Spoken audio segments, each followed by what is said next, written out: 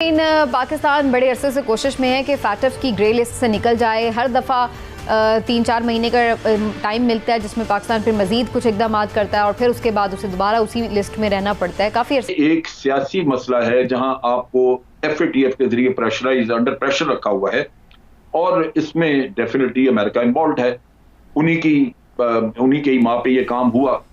अगर यही लग रहा है कि अमेरिका इधर से भी हमें घेर रहा है, उधर से भी घेर रहा है, हर तरफ से हमारे ऊपर प्रेशर ही डाला हुआ है। देखिए, मैंने एक आसान हल ढूंढ लिया पाकिस्तान को ब्लैकमेल करने का और एक तलवार लटकाए रखने का। ठीक, मुझे तो नहीं ये लगता कि ये आपको ग्रे लिस्ट से निकालें अभी। अच्छा, देखिए, कहने की बात ये है कि हाँ, हमारे पे प्रेशर है, हमारे पे प्रेशर ग्रे लिस्ट।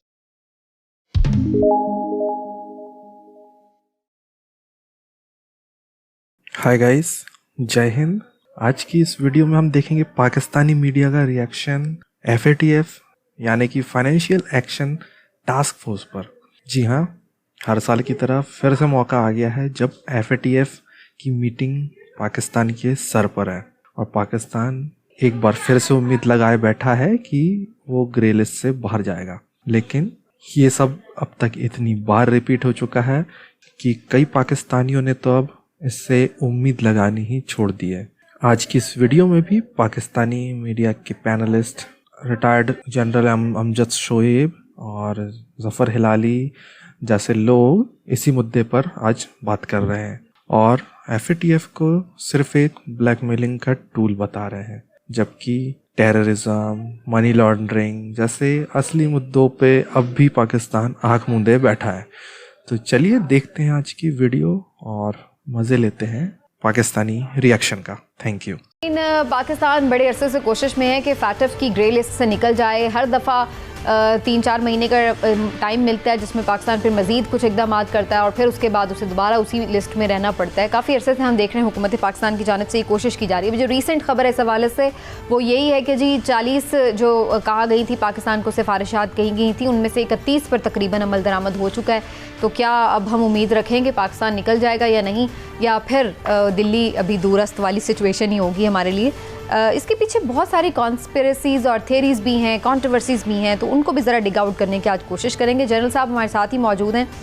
जनरल साहब, ग्रे लिस्ट से निकलने का मामला बहुत ही तवील हो गया। हम तो सब कुछ कर के थकते जा रहे हैं, लेकिन ऐसा लग रहा है कि वो मानने में नहीं है। आपको क्या लग रहा है, ये जानबूझकर किसी साजिश के तहत पाकिस्तान को रखा जा रहा है, या वाकई पाकिस्तान का इन चीज़ों पर अमल करना उतना ज़रूरी था और हम नहीं कर रहे थे?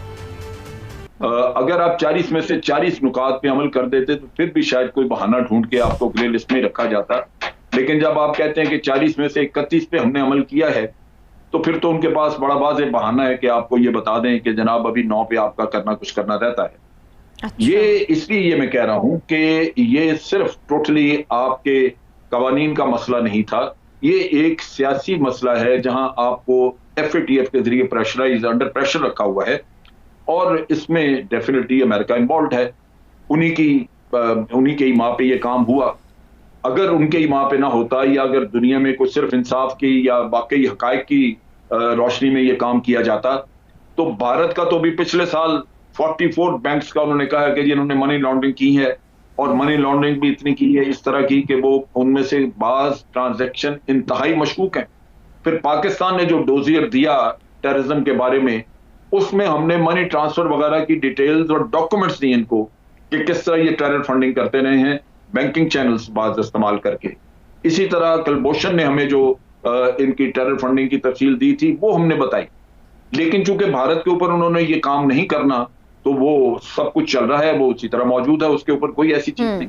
तो पाकिस्तान को ये समझना चाहिए कि अपना फायदा देख के कि भाई हमें इन पे अमल, अगर हम 40 नुकात पे अमल कर लेते हैं तो इन एनी केस हम अपने तौर पे महफूज होंगे, इसको इसी तरह लेना चाहिए। FATF से कोई तवक्को रखनी कि वो आपको कोई रियायत देंगे, ये नहीं देगा। इमरान साहब, फैटफ से निकलना भी जरूरी है। अब ये तो मुझे जनरल साहब की बात सुन के ही लग रहा है कि अमेरिका इधर से भी हमें घेर रहा है, उधर से भी घेर रहा है, हर तरफ से हमारे ऊपर प्रेशर ही डाला हुआ है। देखिए, मैं तो ये कहूंगा कि हमें बार बार ना एक ट्रक की बत्ती के पीछे लगाया जाता है, खुशखबरी सुनाई जाती है कि बच्चों कर लो तो तारू काट देंगे।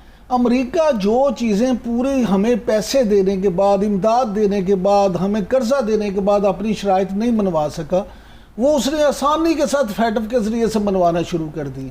और उसको ये पता है कि जब इनको दबाव में भी ला सकते हैं हम इसके जरिए से, इनको देना भी कुछ नहीं पड़ रहा बल्कि हम उनसे उल्टा ले रहे हैं, तो फिर हमें क्या जरूरत है। लिहाजा उसने एक आसान हल ढूंढ लिया पाकिस्तान को ब्लैकमेल करने का और एक तलवार लटकाए रखने का।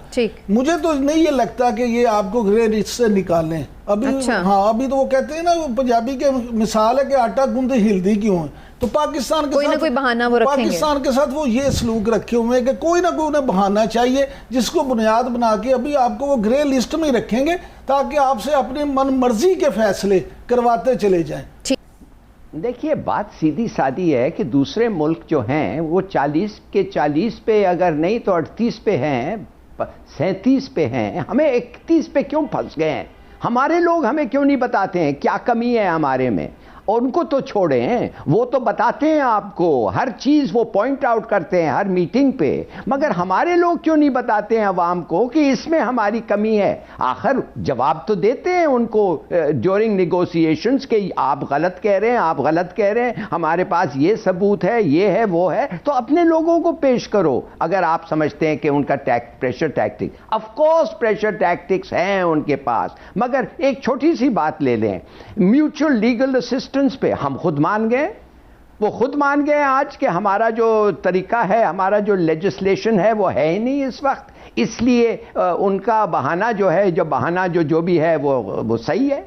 देखिए, कहने की बात ये है कि हाँ हमारे पे प्रेशर है, हमारे पे प्रेशर ग्रे लिस्ट पे रहना प्रेशर है, मगर हमें पता है कि हम ब्लैक लिस्ट पे नहीं जाएंगे, वीटो हो जाएगा। चीन हमारे साथ हैं, 5-6 और मुल्क हमारे साथ हैं, मगर बताओ अपने अवाम को कि ये जो 9 पॉइंट्स हैं इसमें किस चीज पे हमारी कमी है और क्यों है और क्यों नहीं फिक्स करे उसको। Yes, exactly.